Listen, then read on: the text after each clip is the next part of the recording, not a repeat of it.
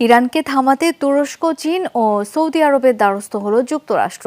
দেশটির মাধ্যমেই ইরানের কাছে বার্তা পাঠিয়েছেন মার্কিন পররাষ্ট্রমন্ত্রী অ্যান্টনি ব্লিনকেন।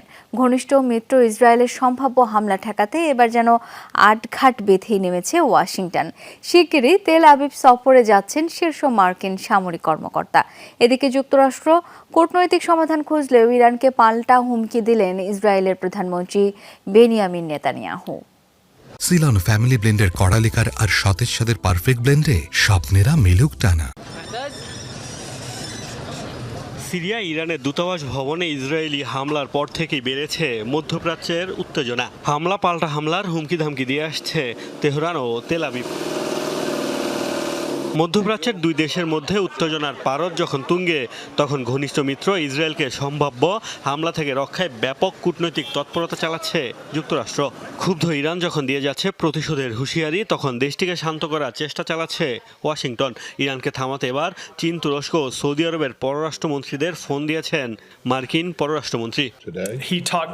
পররাষ্ট্রমন্ত্রী অ্যান্টনি ব্লিনকেন গত 24 ঘন্টায় তুরস্ক, চীন ও সৌদি আরবের পররাষ্ট্রমন্ত্রীদের সাথে কথা বলেছেন। এই মুহূর্তে আমার কাছে বিস্তারিত তথ্য নেই, কিন্তু এই সংঘর্ষ আর বাড়ানো উচিত হবে না।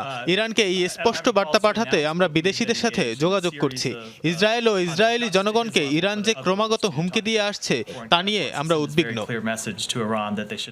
এদিকে চলমান উত্তেজনার মধ্যেই ইসরায়েল সফরে যাচ্ছেন যুক্তরাষ্ট্রের শীর্ষ সামরিক কর্মকর্তা জেনারেল কুরিলা। বৈঠক করবেন আইডিএফ এর শীর্ষ কর্তাদের সাথে।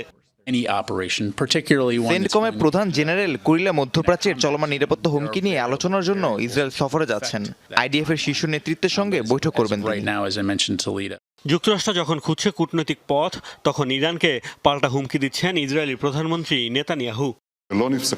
আমরা এখন চ্যালেঞ্জিং সময় পার করছি। গাজায় আমাদের সেনারা যুদ্ধ করছে, কিন্তু অন্য দেশ থেকে হুমকি আসছে।